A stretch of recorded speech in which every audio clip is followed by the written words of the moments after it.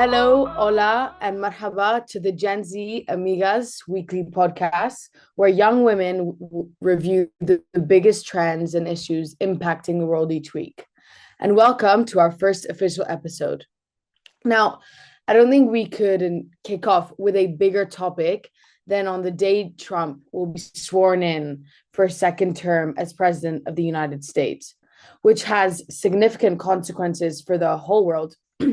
But especially to its closest neighbor, Mexico, which Trump has already threatened with 25% tariff on goods until drugs and migrants stopped coming over the border.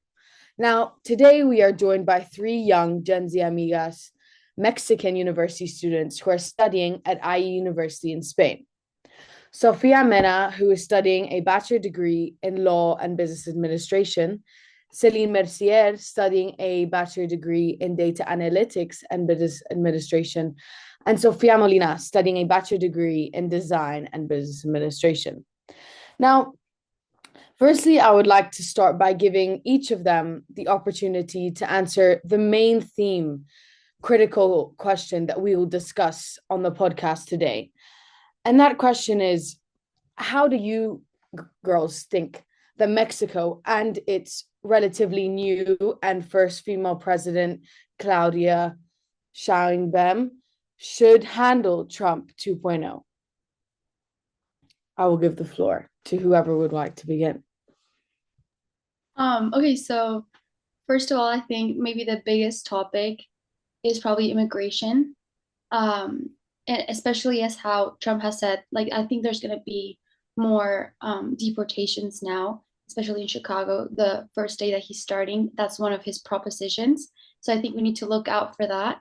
But as to how Mexico can respond to that, I think that our president has followed in the steps kind of the last president.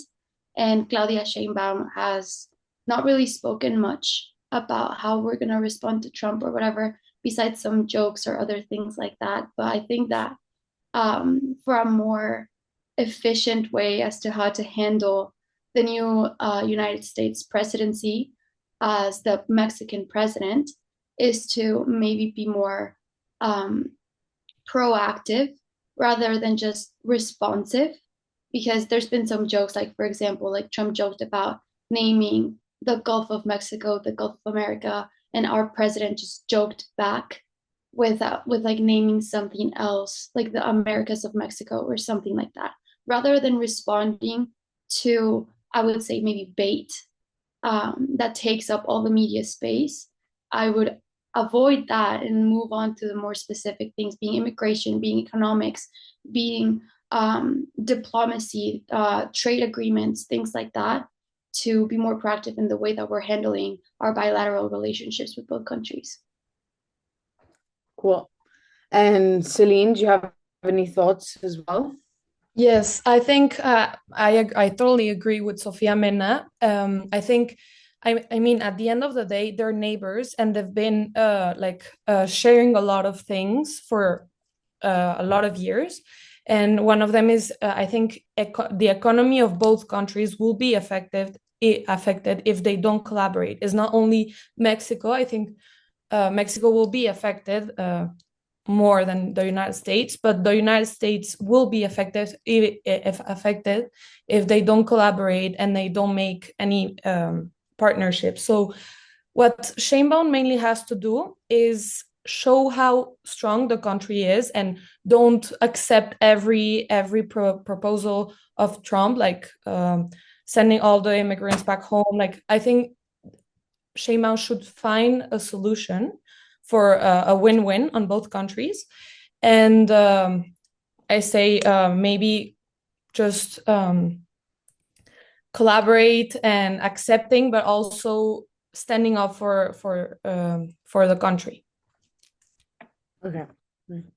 And Sofia Molina? Yeah, well, I think right now, our current president is dealing with a lot because Sheinbaum is like our previous president, which was AMLO, is like the mentor of our current president, right? Mhm. So I think she is in a bit of a tricky space right now because she has to please our previous president and also Trump at the same time, which can be tricky because if she doesn't please Trump, the president of the United States, there's going to be a lot of issues with exportations. And as you mentioned, the 25% rise in tariffs, which will affect also as much as in the US and as much as Mexico, because Mexico is a country that exports a lot of produce that can go from fruits to vegetables to meat to chicken to every single type of product that you can imagine. And it all goes to the United States. It all goes, like all the culture, all the agriculture, it goes to the United States. So they have to kind of keep it in peace. And as our first female president, she has to seem really strong, really powerful, so they don't undermine her power. So she's in a bit of a tricky position. And I think it's going to be fine because she's considered one of the top 5 most powerful women in the world. And she has a lot to offer. We expect that she has a lot to offer to this country. And yeah, I hope she gets respected. Mhm. Well, if Okay, I could thank add you. a little bit Yes, to go ahead. So I think even though we are not that happy with our last president and that Sheinbaum is following the steps of AMLO, I think she's done a great job like embracing more of like the international diplomacy aspect. So it's also a very recent like transition of power for all of North America. Like now with Trudeau resigning, with Trump coming in, and with the very recent inauguration and transfer of power in the Mexico presidency. I think it's going to be a really good, well, I don't know if it's good, but it's definitely going to be a change as to how the North American trade is going to work and how North American diplomacy will work. So if we see maybe in Mexico, our diplomacy might get better, seeing as our president will be increasingly attending international events and things like that. But we don't know how Trump will react to that and how sophisticated his diplomacy will be. So it's Mhm. just something that we have to look out for and see, because I would say these first 100 days are going to be what sets the tone for the rest of his term and for the rest of our president's term as well. Mhm. And I just like to bring up a point that I think Celine made that I think you could all maybe give a quick answer to is she mentioned how Mexico should show their strength towards Trump's new presidency. So if I could give you each one sentence or one way that Mexico could show their strength, what would you say to that? I would start maybe by saying that if the NAFTA, the North American Free Trade Agreement, is going to be renegotiated, I think Mhm. Mexico needs to, first of all, understand its strength and comparative advantage and all the good things that we do have, because neither Canada nor the US would benefit from having Mexico not benefit from this agreement.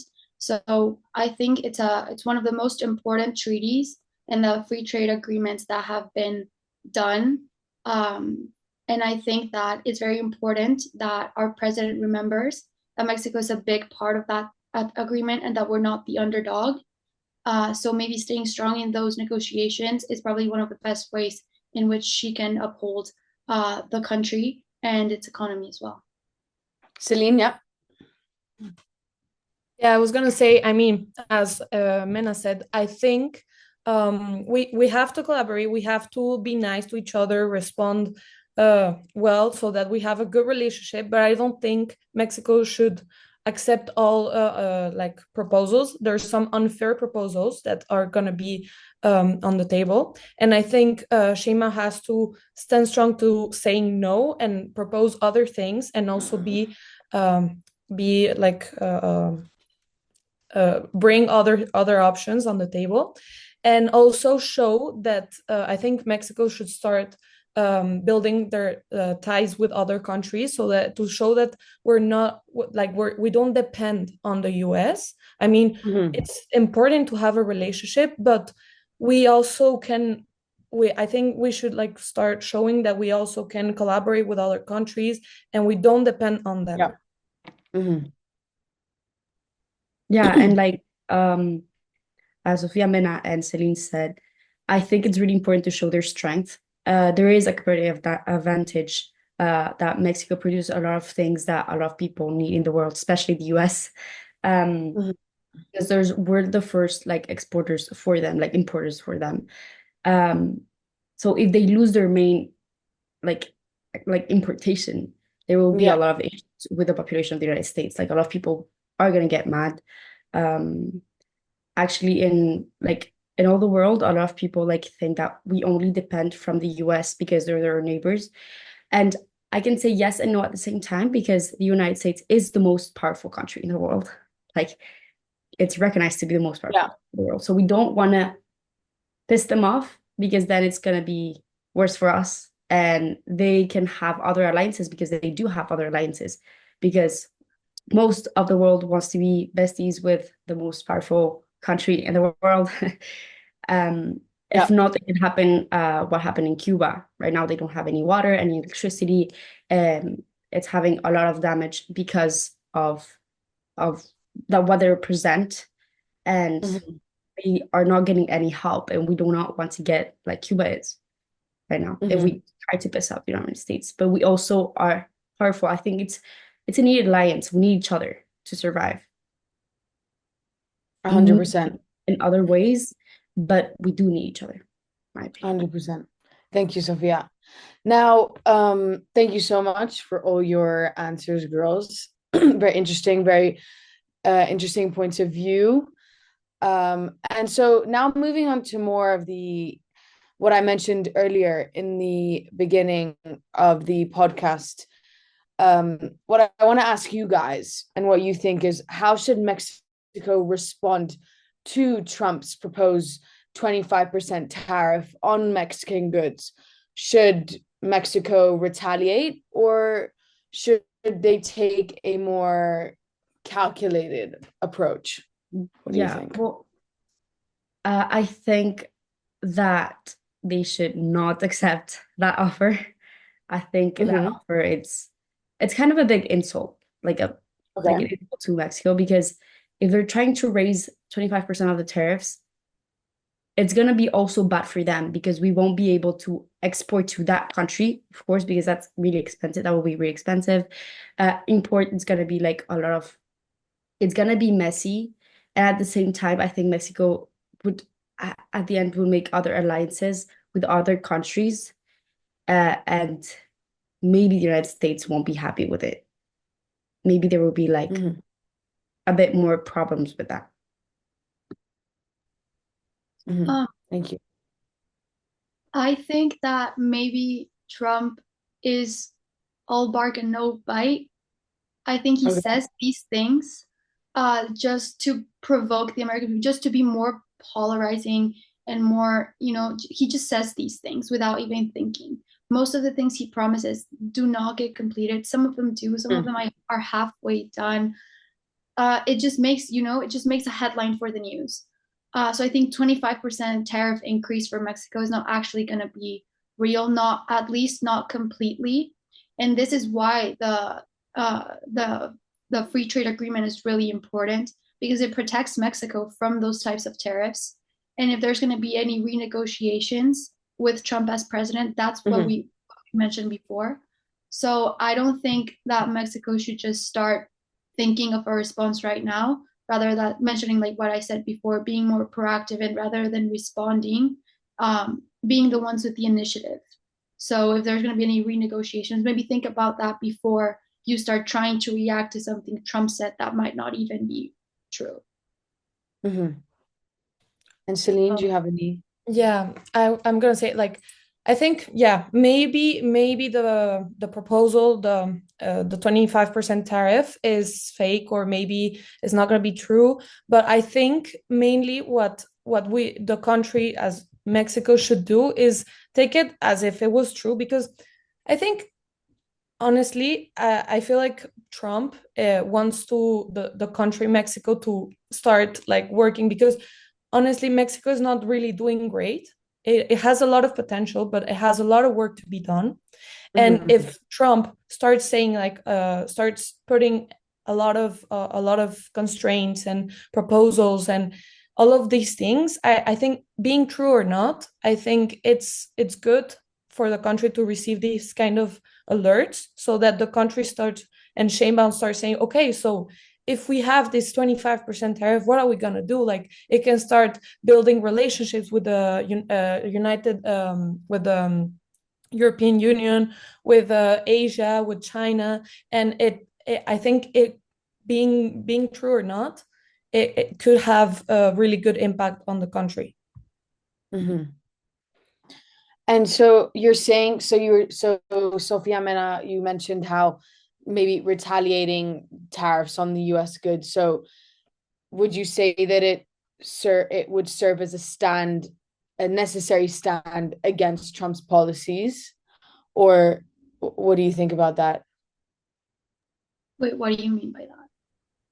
Can you Like repeat you're saying, do you think that, so what I'm asking you is, do you think that the retaliatory tariffs on US goods would harm Mexico more than the US? Or could it serve as a necessary stand against Trump's policies? I'm not saying that it would harm one or more, like one or the other party more than the other. I think that if we're gonna react, do it smartly. Like, don't just, yes, like what Celine said, like, yes, think about like, okay, there might be a possibility that this might happen. So let's try to think of plan B, which I think we do. I mean, part of the Yeah. negotiations that are taking place is that Mexico is probably it has really strong connections with China, and the way that we import and export, there's so many things that are made both in Mexico and in China at the same time. So one product can go through a different process in multiple countries. And most of those processes go through Mexico and China because we have really good like professional like labor in Mexico, especially in the north of Mexico. So our production is also really cheap. Our labor hours are really cheap. So we're good partners with China already. And that has become a threat already to the US and Canada, which is something that Trudeau was mentioning before he resigned. So yes, increasing our other trade is good, but we already have those connections. We already have that trade. All I'm saying is that if we are going to retaliate in some way, we have to think about it smarter, because rather than reacting to everything Trump says, think about what's really like the meaning deep inside and what's actually going to be happening, and do something to either prevent or react to that if something happens, but not just to all the noise that's out there with all the misinformation as well. Thank you.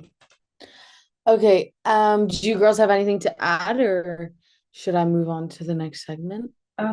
Well, I do agree with what Sofia, Mena, and Celine say. I think they already have this great link and great connection with China, but they can even, I think, make it stronger.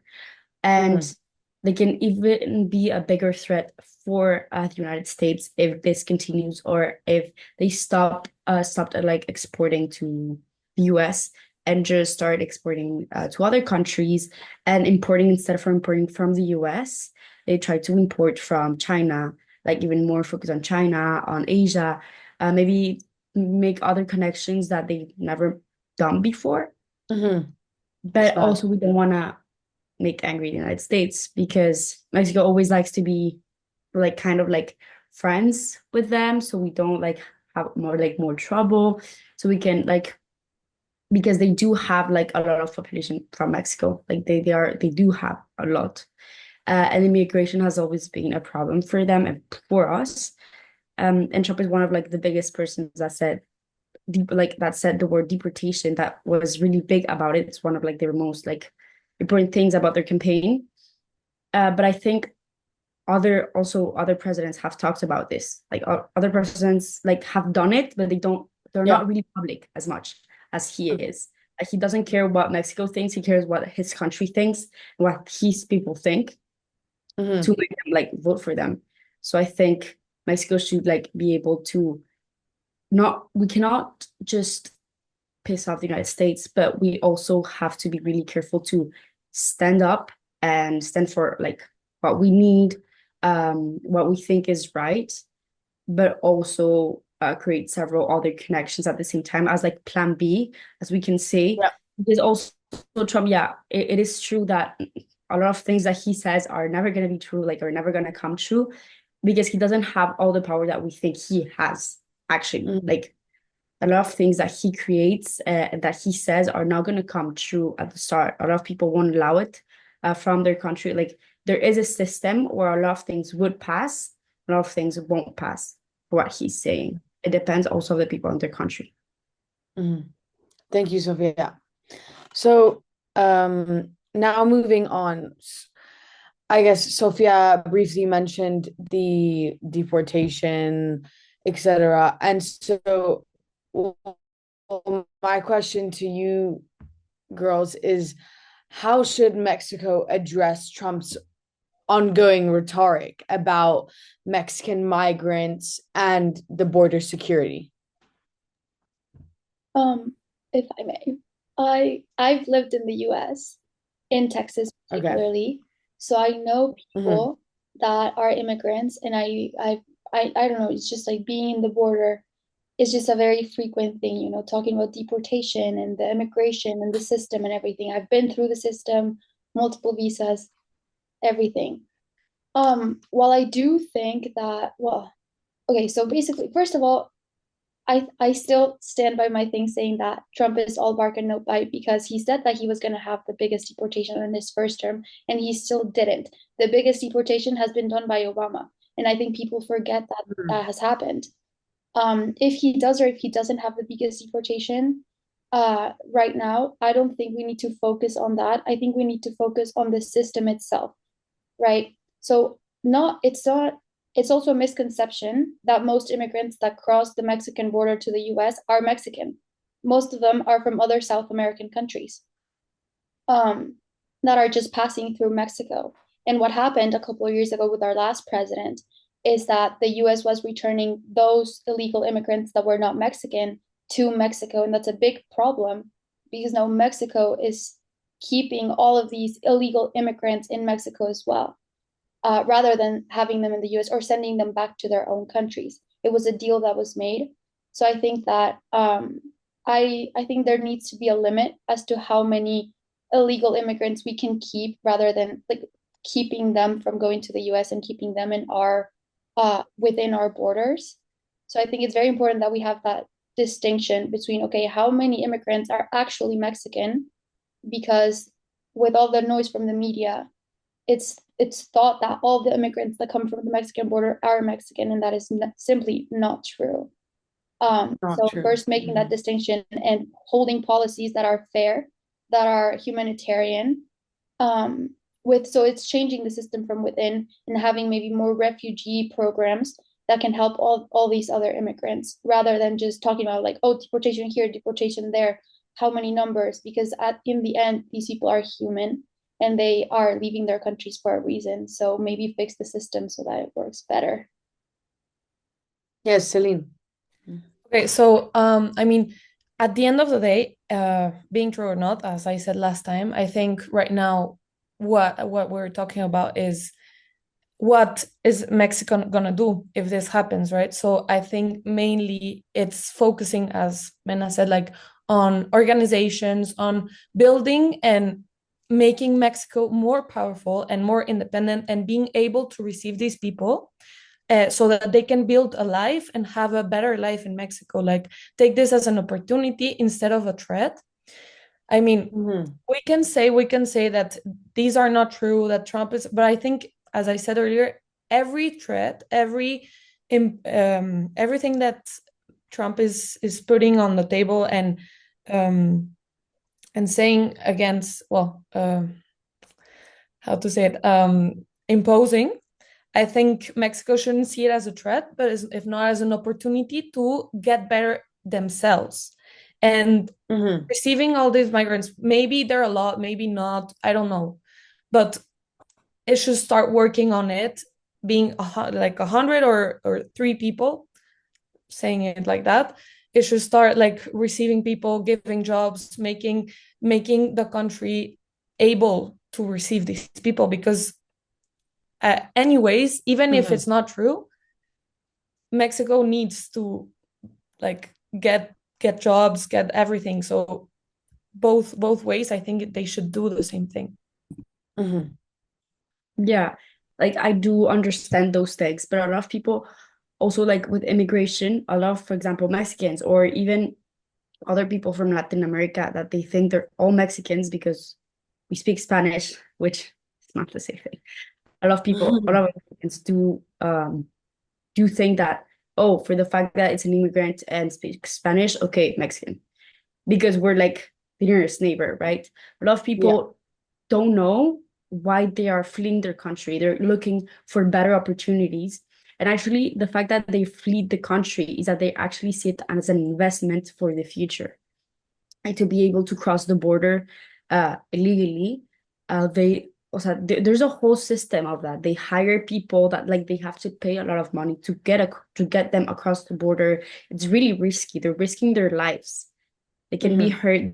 They don't have any foods for days, for weeks. They don't have any water. They have to do it by them. Like it's actually really dangerous. A lot of people don't survive, and a lot of people stay between the borders. A lot of people don't get to cross. Uh, um, and that's also a big issue because at the end of the day, they just stay there. And it's like a huge accumulation, and they might get into drugs. They become drug addicts. They become junkies. They have to live on the street because their home is miles and miles away, but they couldn't cross the border. Then they don't have papers. It's really risky. They don't know how to speak the language.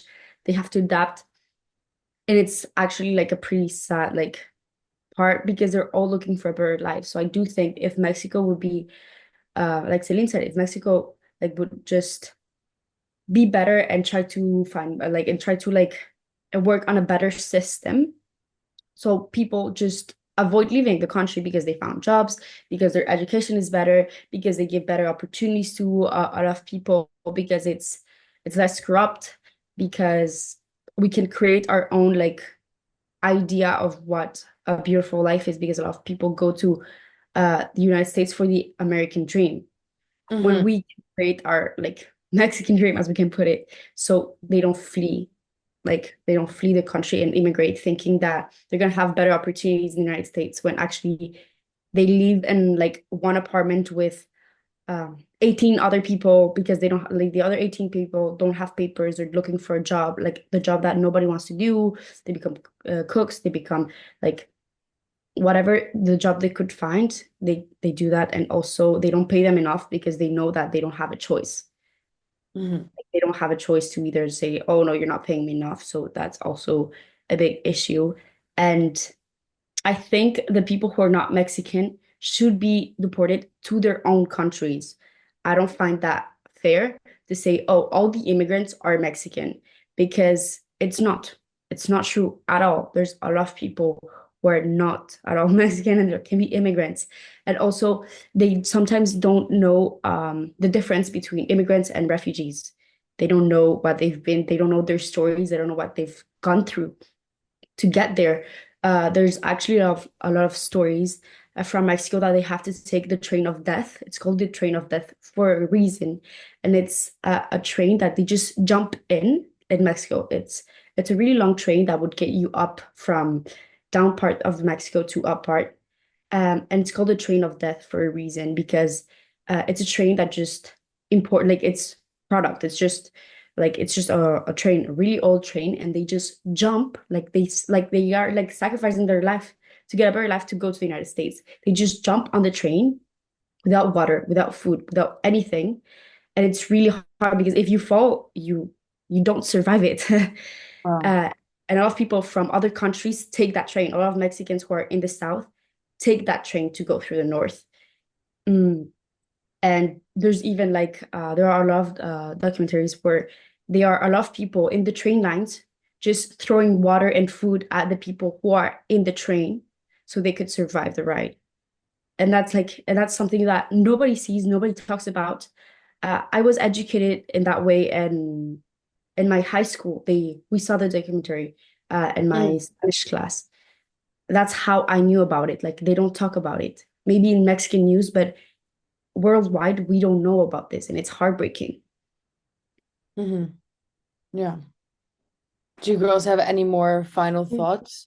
Yeah. I wanted to bring something. I mean, I think we also we mainly focus on the fact that Mexico and the United States, the immigrants in the US, but at the end of the day, the whole world is having issues with immigrants. And I think a lot of people 100%. forget it. They see it as, oh yeah, and Mexicans in the US. But I mean, it's a new thing. It's a thing that comes with new generations, new globally, like we have a lot more transports, a lot of more like the world is getting international. And I think I mean, uh, on another like a view of what the US should see. I know it's not the question, but just to bring up No, the speak away. point. I think it should see that I mean, is not uh, they shouldn't separate countries and say, oh, you're like, I mean, maybe yes, like if they have trouble with their own country, like with the giving work with to other people, I mean, they should put regulations, yes, but they shouldn't separate the world. They should accept that the world is getting all together and there's different nationalities, there's international people. They should accept that instead of saying, oh yeah, like just Mexicans are going to the US, no? And another point I want to bring is a lot of people in the US, Americans, don't want to do the job that Mexicans do. I mean, there's a lot of people like Mexicans that clean toilets, that are waiters, that do the difficult job, the job that no one wants to do.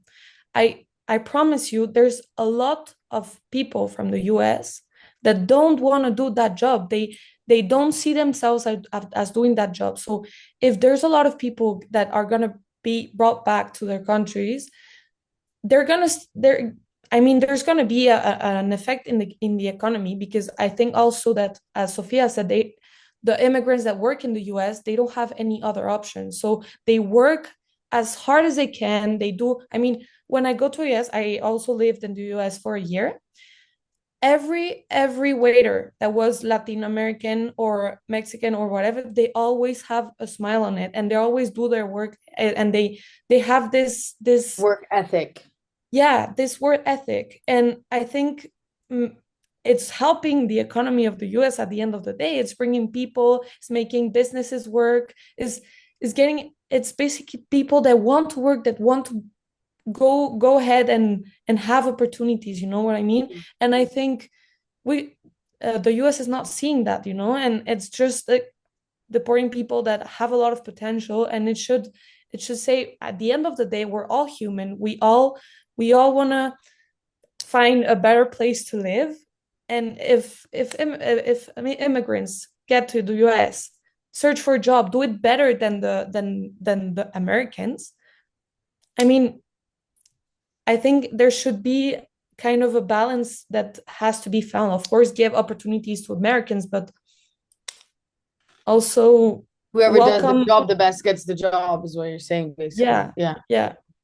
100%. Okay, thank you, Celine, so much. And thank you all for joining on the first episode. There was a lot of thoughts and opinions and knowledge spread today.